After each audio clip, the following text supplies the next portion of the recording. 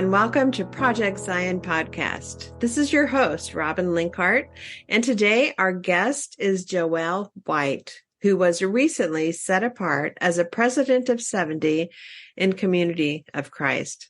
Hey, Joelle, welcome. Hello. Thanks so much for having me. It's great to have you with us today. Well, I would love it if you would take a minute to introduce yourself to our listeners.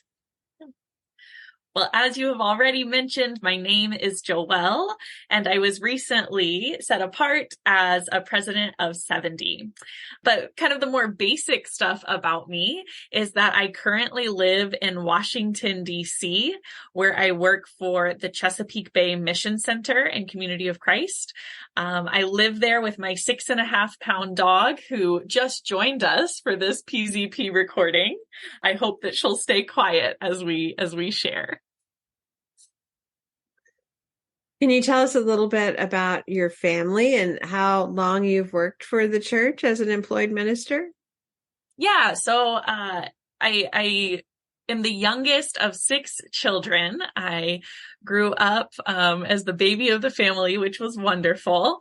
And, I have 3 older brothers and 2 older sisters, and I loved being the baby. It was great. I'm also the daughter of a former church appointee. He has since retired, but I was raised by a father who worked for the church, and my mother, although not employed by the church, has always worked for the cause of Zion and whatever she was doing. I've been employed by Community of Christ for, I think, coming up on 5 years this October. So just a handful of years, although I have been engaged with Community of Christ from the time I was born. So let's go a little bit deeper about that. So I'm assuming you were born into the church. We'd like to hear your growing up years and what life was like for you and your family, and anything that you want to share about that part of your life. Yeah.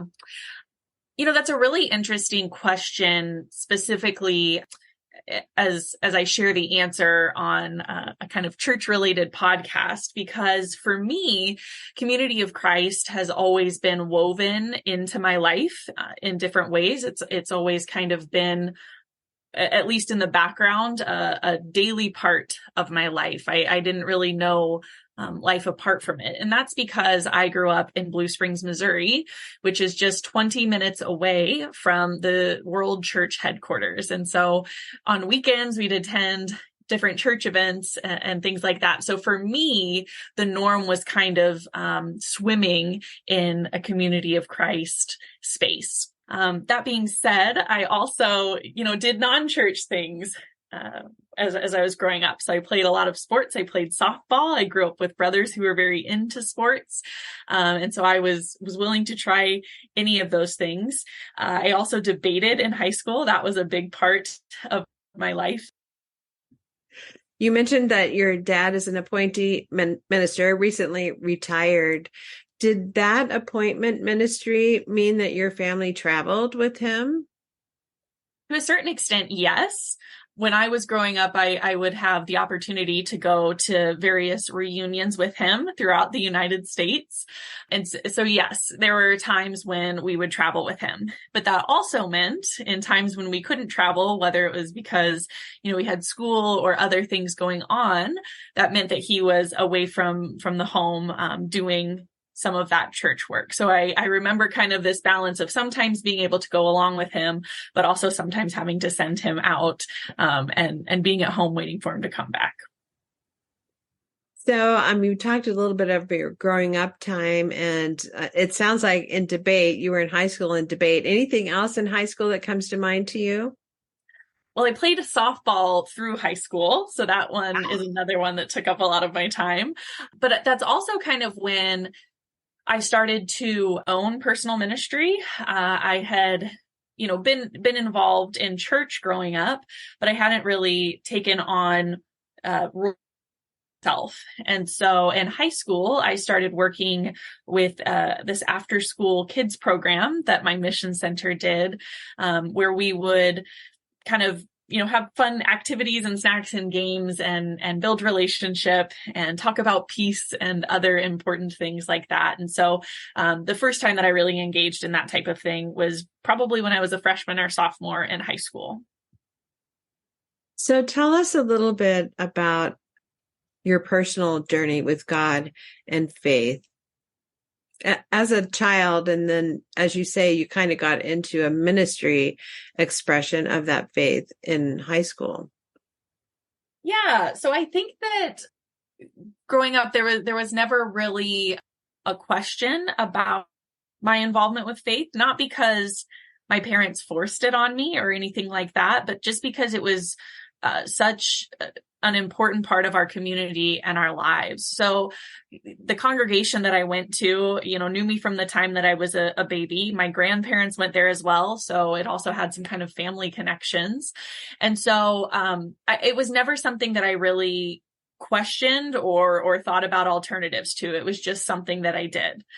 That being said, I also kind of had some freedom to pursue other things. So I remember there was a big chunk of my life where softball games meant that I didn't make it to church every Sunday. And so even though there wasn't that, weekly check-in, that weekly time where I would go to the congregation and be part of the worship services, there were still other ways that my parents kind of incorporated faith into our lives. So growing up, we would have a nightly prayer time as a family where we'd get together, and mostly my sister and I, as the two youngest, would just be trying to make everybody laugh the whole time. But it's always a fond memory to look back on those prayer times and the ways that we were able to share with one another. And so, they did things like that, like having prayer time, or my mom started on the sidelines of my softball games. I forget exactly what she called it, but it was a group of moms that would get together. And when one of us was having just a really bad streak in the batter's box, not able to hit anything, they would pray for us every time we went up. And so, that taught me that church doesn't have to happen inside a building, and it's not just an hour and a half on a Sunday morning. Faith is something that is woven into your daily life. It's something that you interact with whenever you can. So like I said, it wasn't really something that I ever questioned or thought that there was an alternative to. And so then when I got into high school is when I really started questioning, well, what does this mean to me personally? How is this lived out for me personally? And that's when I started kind of engaging with some of those other opportunities outside of the things that my parents were doing and inviting me to do, things that I just did on my own or found ways to connect with on my own. Okay, I think that takes us up through high school, Joelle, and we're ready for your college years. So tell us about college and maybe a little bit into launching into a career. Yeah. So I attended Graceland University for college, and Graceland University is affiliated, I guess you could say, with Community of Christ. So when I went there were other Community of Christ students also attending Graceland with me. We were by no means the majority. There were just a handful of us that actively engaged in campus ministries and things of that nature. But it was nice to be able to go to a college that had association with Community of Christ. So I attended Graceland University in Lamoni, Iowa. Lamoni, Iowa is a very small town. It was just a perfect fit for me. I loved it. Graceland didn't have a ton of students, which was also a good fit for me. While I was there, I decided to pursue a degree in elementary education because the teachers that I was interacting with in the education department were just some of the most amazing educators and human beings. And even though I didn't plan on teaching long term, I wanted to learn more from them and to kind of benefit from their wisdom. And so I pursued a degree in elementary education. And then when I graduated from Graceland in 2015, I taught fourth grade for 2 years. To that job, I knew that I wasn't going to want to teach for the rest of my life, but I did want to solidify the education that I had, worked on over the past 4 years. And so I did that by spending some time in the classroom. when I came kind of to the halfway point of my second year of teaching, I started to look at alternatives and think about what else I might like to pursue. And at that point, because of some of the social and political things happening in the United States, I decided to pursue a graduate degree in social work.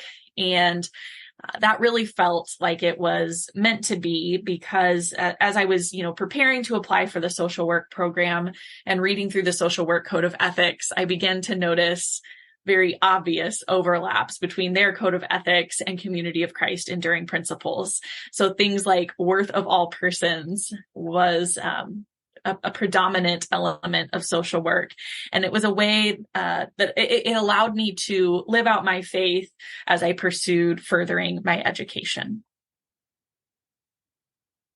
So as you pursued your master's degree, did you work during that time as well? I no longer was teaching. I after the 2 years, I went back to graduate school full time, but I was also doing things like substitute teaching and tutoring at a place that serves children in the foster care system. So I was, to an extent, working, but a lot of the time in a social work graduate program is spent doing a practicum.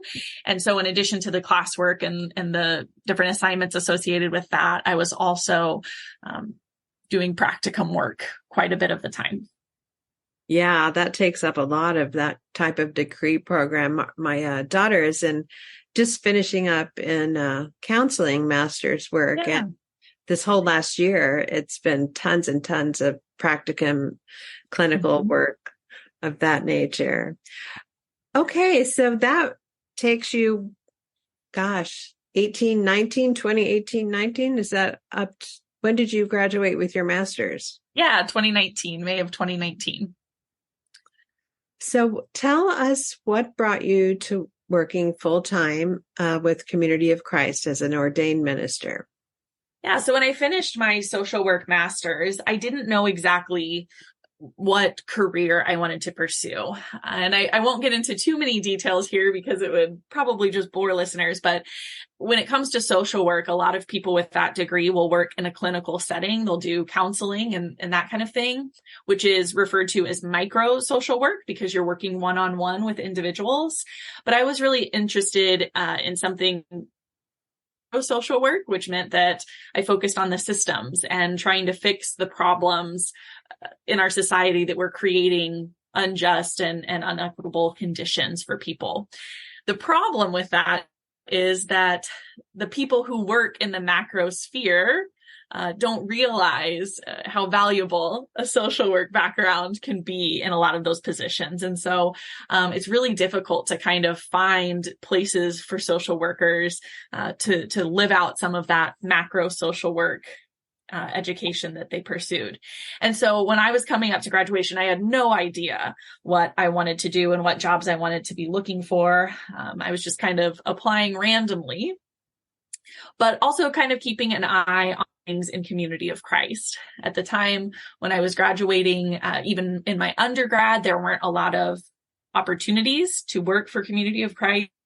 I just always kind of kept an eye on those things without really anticipating that there would be opportunity in that realm.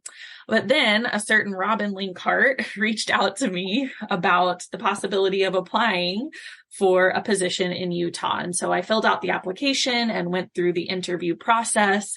And by that September, I was getting ready to move to Utah. So 2 days drive away from where I'd grown up, living the furthest I'd ever lived from my parents. But I decided to take the leap and pursue that.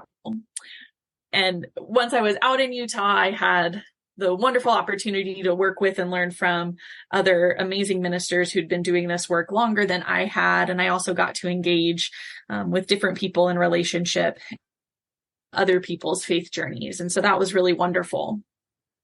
Unfortunately, about 6 months into my time in Utah, the pandemic hit and kind of, as you all know, changed the world as we know it. And so at that point, I came back to Missouri and was working remotely, still doing the same job in Utah, but doing so from behind a computer screen rather than in person. And over the course of that time, I was asked if I'd be willing to move, transfer, and take up a different role in Washington, D.C. And I agreed to do that. And I now work as an invitation minister in the Chesapeake Bay Mission Center out on the East Coast. And you're also a mission center president still, is that correct? That is correct. I'm a co-mission center president in that area as well. I wear a couple different hats in my role as an invitation minister. So I want to back up just a minute, because as we go into ministry, I think it would be helpful to kind of trace through your life when you first became an ordained minister in the various priesthood offices that you've served in. Yeah, sure. So when I went to Graceland, I was a freshman at Graceland, and we had a new campus minister at the time. It was Matt Frizzell, who I met briefly before when I was younger, but I was getting reacquainted with him at Graceland University. And so kind of early on in that process of getting to know him a bit better, he extended a call to me and a few others at Graceland. And so he called me to the office of priest at that time. So I was, a freshman at Graceland when that call was extended. And I have to tell you, priests are family ministers. And so kind of struggled with what that meant for a college student. But I'm really, really grateful for that call and for kind of the opportunity to wrestle with it, because it helped me realize that family ministry doesn't just have to take place in the traditional understanding of family. And so soon I realized I was able to kind of live out that ministry to the women who lived on my hall at Grayson University. We were a family, and I was able to live out the ministry of a priest in that setting. I continued on as a priest until probably my first started teaching. I don't remember exactly when it was, but at that point I was called by the leadership in my congregation back at home in Missouri to the office of elder. And I served briefly in the role of elder before I was called to be a 70 in Community of Christ. And you actually had already received your call to 70 when you moved out to Utah, I believe. And yes, then you flew back home. I did. For your ordination. I did. So you're launched into full-time ministry as a career, just as you're taking on the priesthood office of 70, which is very focused on mission and outreach and invitation and hospitality and sharing the peace of Jesus Christ with folks.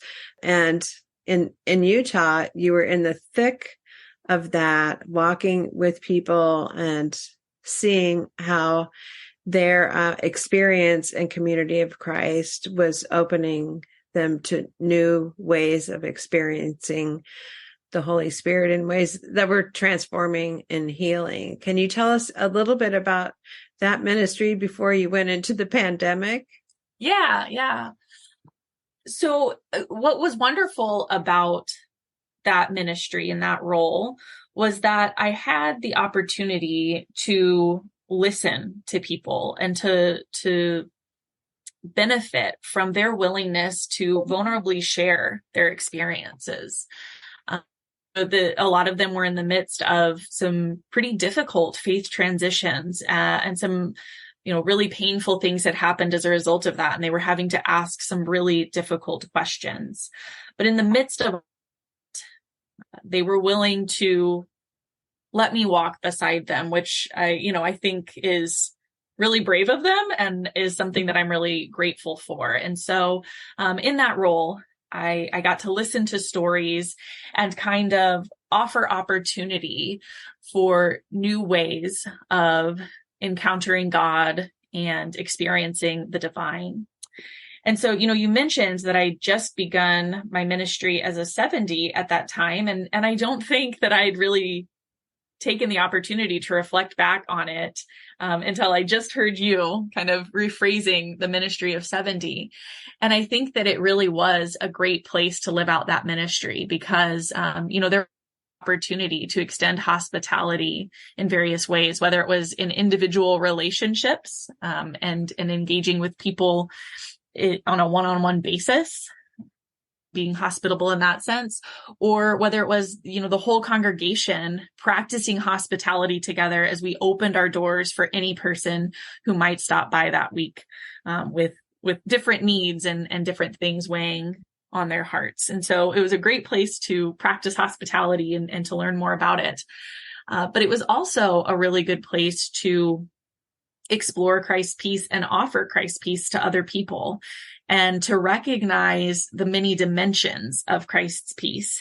I was able to kind of witness that peace take shape in people's lives as something new in Community of Christ and kind of sought a new spiritual home that brought them peace that they had not been experiencing before. All right. So this last World Conference, 2023, just a few months ago, really, you were set apart as a president of 70. We would love to hear your experience of that call, how it took place, if you had any sense of God inviting you into something new before that call was extended, just anything that you're willing to share with us about this unfolding chapter of your life.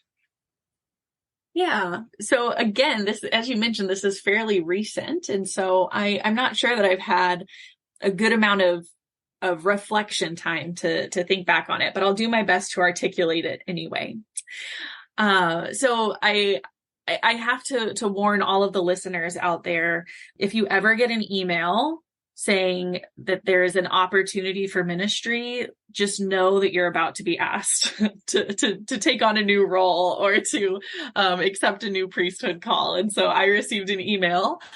I believe it was Karen Peter who reached out to me, indicating that she had a new opportunity for ministry for me. So I knew that there was something that I was going to be asked to do, but I'll be honest, no indication or no thought that I was being called to be a president of 70. It was a surprise to me.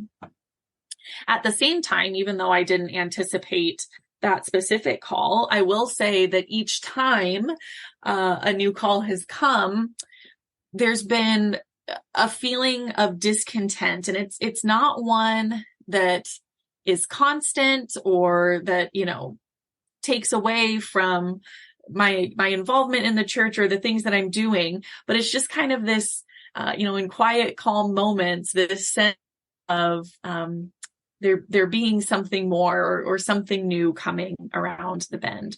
And so I will say that, I had that feeling a bit before this call was extended to me. And honestly, I felt it before I was asked to move to Washington, D.C.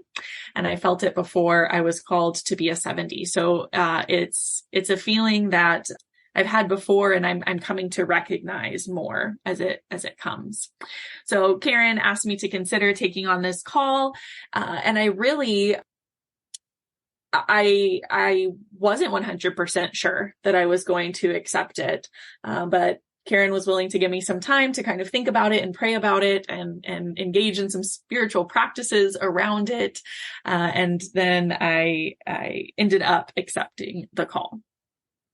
So I think not all of our listeners will be aware that your dad was actually serving as the senior president of 70 when that call was presented to you, which is why Karen was calling you and not the senior president of 70, because he's your dad. Yes. From the outside looking in, that seemed to be a very tender and sweet, loving kind of passing of the torch. How was that for you?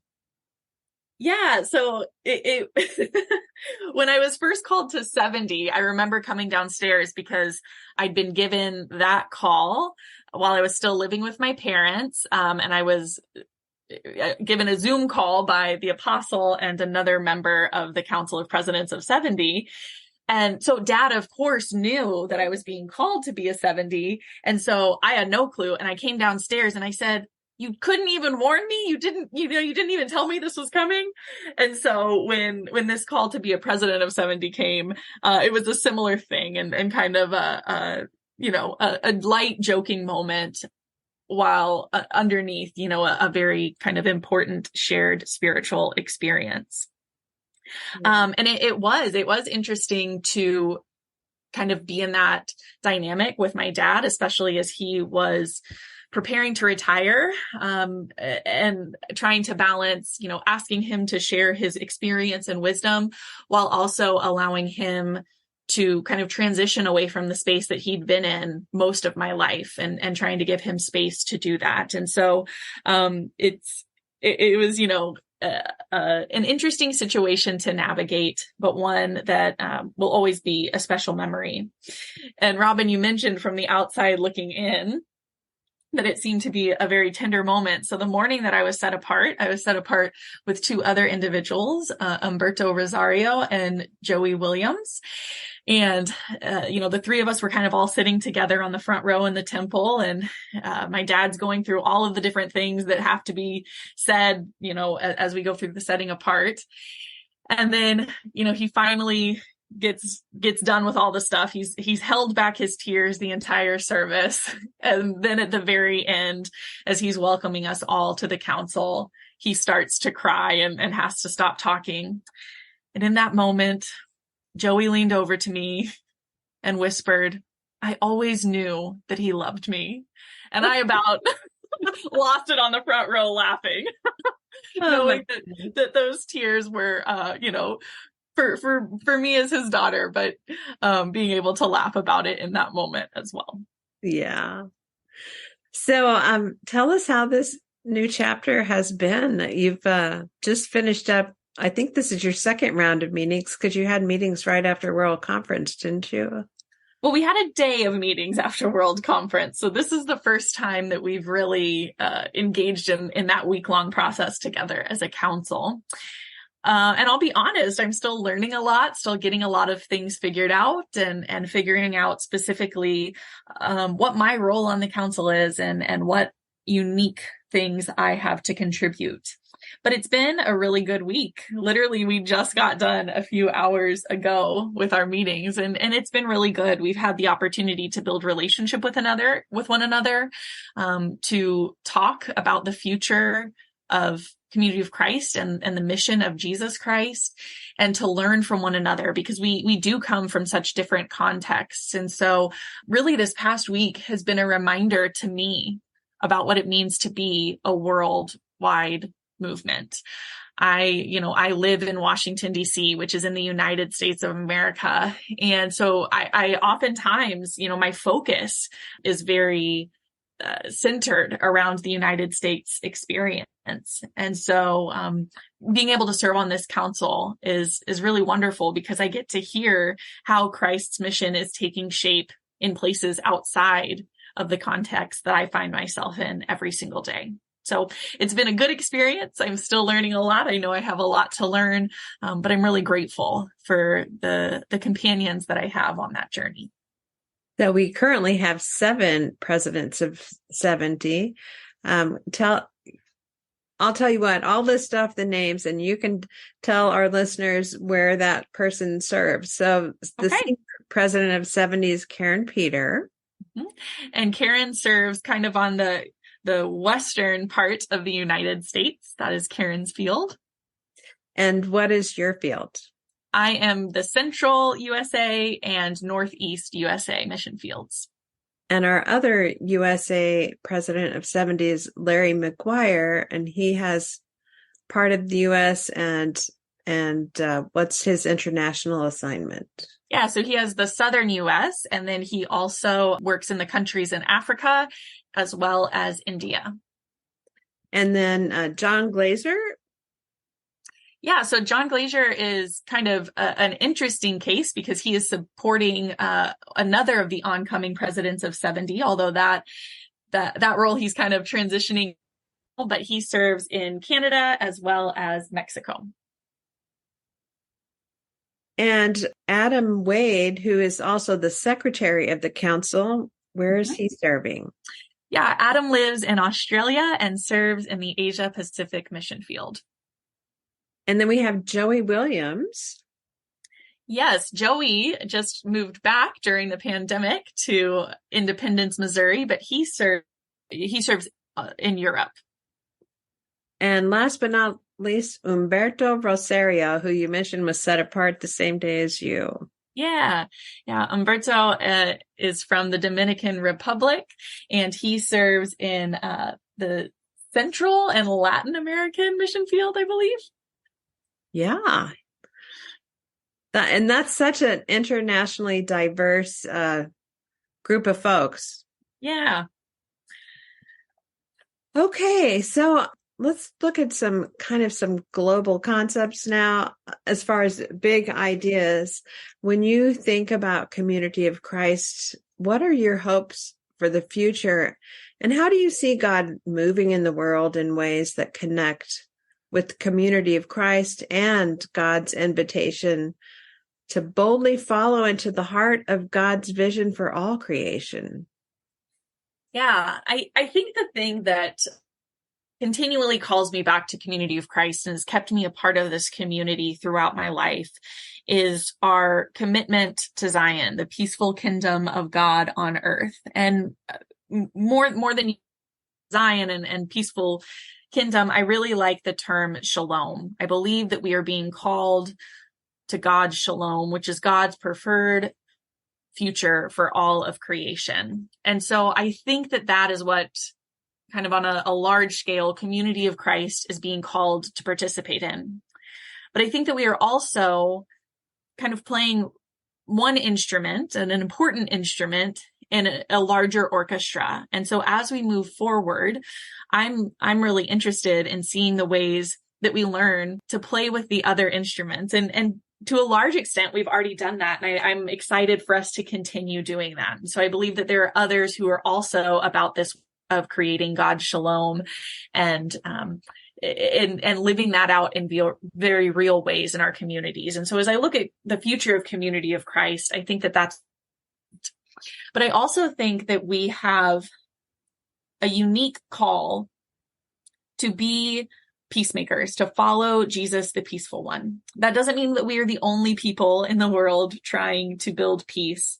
But I think that in the context we find ourselves, whether it be in the United States or the Dominican Republic or Australia, wherever it is, I think that we are called to model and share with others what it looks like to respond in an alternative way that leads to peace.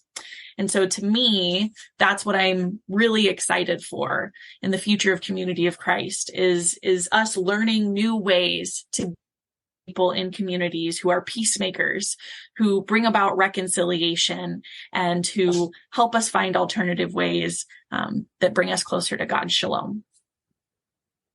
So as you live this wholehearted discipleship life in today's world filled with uncertainty and this constant changing world, Joelle, how do you nurture your relationship with God? You know, that's a really good question. And it's one that I think I constantly wrestle with. And I almost feel like it's not so much that I'm nurturing my relationship with God, but that God in relationship with me continuously and gives me that resting place, that place to come back to. I am most grateful for the fact that in my relationship with God, there is nothing that is too big for God, too dark for God, too scary for God to handle about me. God knows me and loves me. And so that constant reminder is one that continues to help me grow my relationship with God. I do think that there are some, specific and intentional things that need to happen as we try to deepen that relationship with God. And so one of those is spiritual practices. I that are good fits for me, that help me to connect with the divine. And I do a lot of work with young people. And so with young people about spiritual practices, I compare it to like the practice we do for the sports we play or the instruments that we play. And when we practice, when we take that intentional time to get better at something, when we're in a real situation, whether it be a concert or a game, it helps us be more aware and more prepared. And so for me, that's what spiritual practices are all about. They help us be more aware of God in the world and more prepared to respond to what God is calling us to in the world. And so I think those spiritual practices are really important.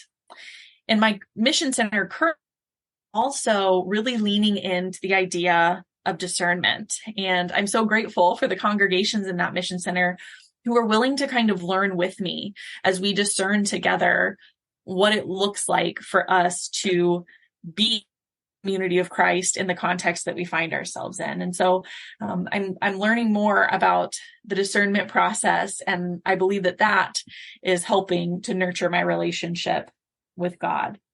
And then the other thing I would say is that my relationship with God is nurtured in the ways that I'm able to learn from others' relationship with God. And so, we mentioned that I just got out of a week of meetings with people who I would consider mentors and friends. And so to watch the way that they nurture their relationships with God really helps me to do the same as I learn from them, kind of do what they have modeled for me. I love the way you frame that, especially how God is reaching out in relationship to you.